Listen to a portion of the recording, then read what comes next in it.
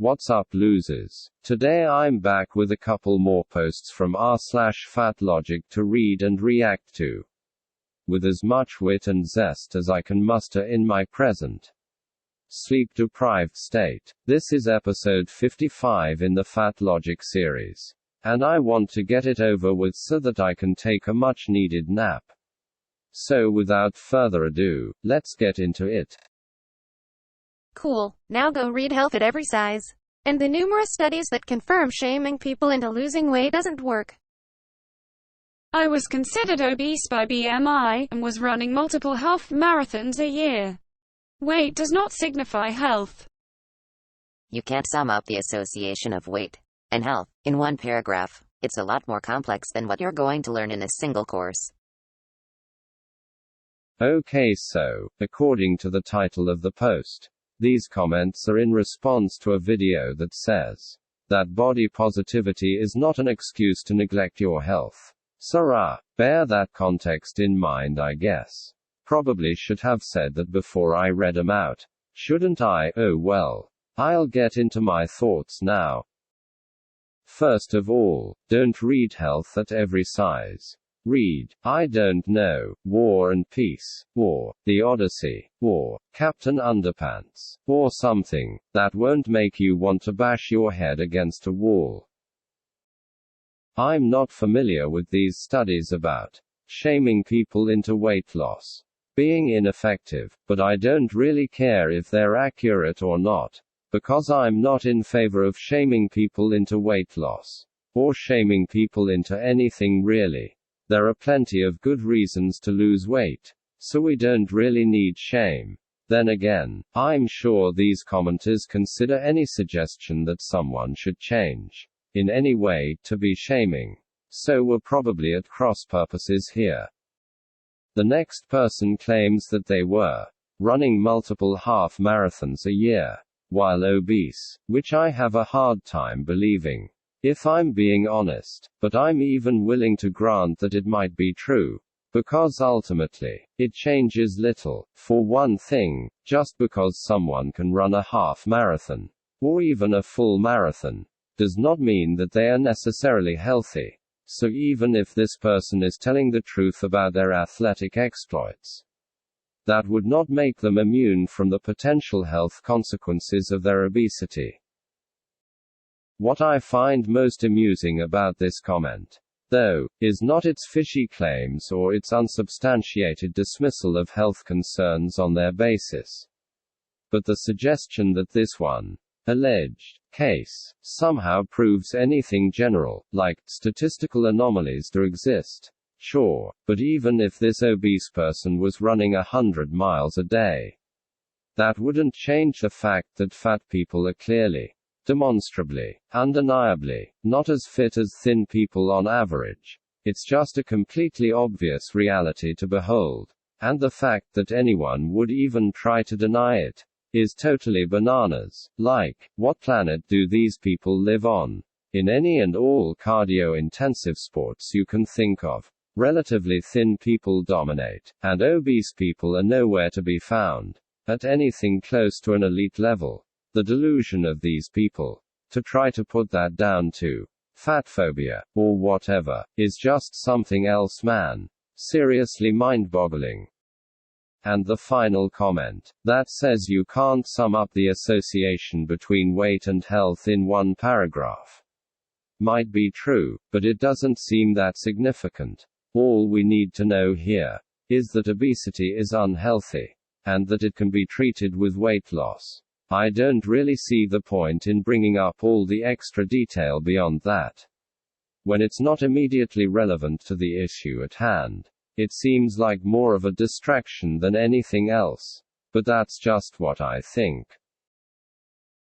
We know that weight is socioeconomic, that it is genetic, that it is not sensible, easy, or always advisable, or possible, to lose, and yet GPs still often treat it as a choice you've made, and something you could simply change if you weren't so appalling and lazy. Wow, this post is not very long, but it managed to pack so much questionable reasoning in that it'll probably take me a fair while to respond to it all. Size. Here I go.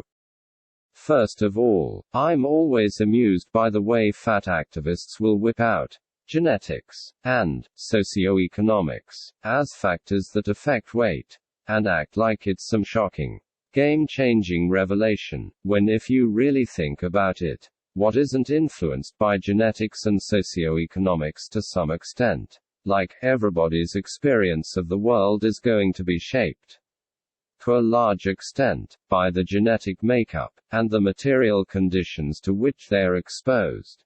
But that doesn't mean that you have to passively accept anything that comes your way as outside of your control.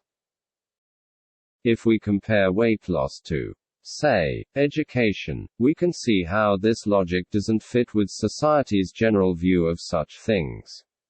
We can understand that some people are naturally going to be more academically gifted than others.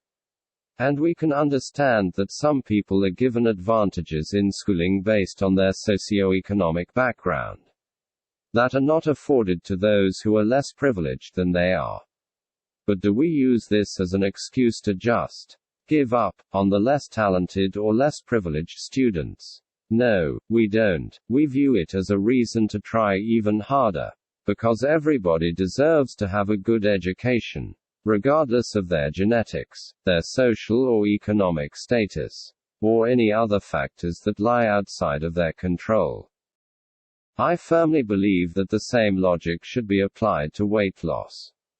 Are some people going to be genetically larger, have a naturally larger appetite, or be more predisposed towards binge eating than their peers? Sure, and equally on the socioeconomic side, are some people going to be raised in conditions of dysfunction or deprivation that lead them to develop bad eating habits, or live in their present lives under conditions that impede the maintenance of a healthy diet?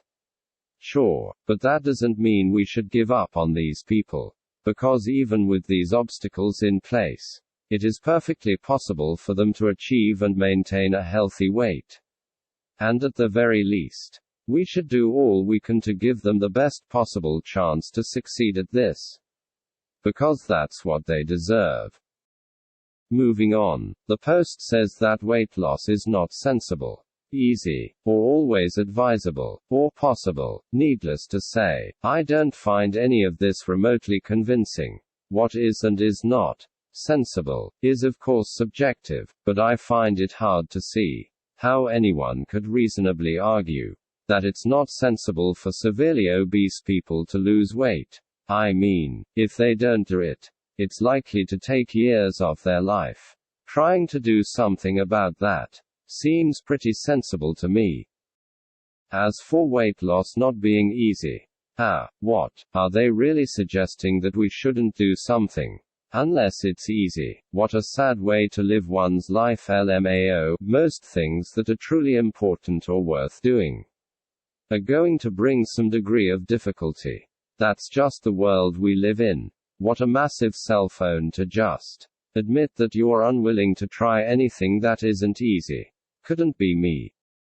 Next, is weight loss always advisable? Well, no, but if you're obese, then yeah, it's pretty much always advisable. And no, it's not impossible. The reason why GPs treat weight as something that the patient can change is because it's something that the patient can change. It's as simple as that.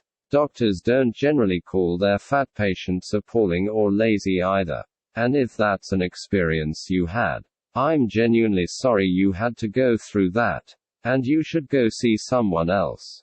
But if this is just another instance of fat activists projecting their own feelings of self-loathing onto others, which I strongly suspect it is, then there's not much more to say. I'm still sorry you're going through that, but I don't think it's fair to misrepresent other people to cope with your own issues, and I certainly don't think you should use these warped portrayals of people to try to win arguments online.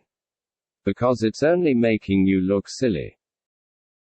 Well, that's all I've got for you today. I was initially planning to react to 3 posts, like I usually do, but when I saw how much I'd rambled on about the first 2, I figured you've probably heard enough from me for one day. So yeah, sorry about that. I guess I need to work on my concision or whatever. But I hope you enjoyed the video regardless. What do you think? Should we read health at every size? Is that commenter telling the truth about those half marathons? Has your GP ever called you appalling and lazy? Let me know in the comments. As always, don't forget to like and subscribe, or I'll make you run a half marathon wearing a fat suit. Just kidding, haha. Anyway, catch you later.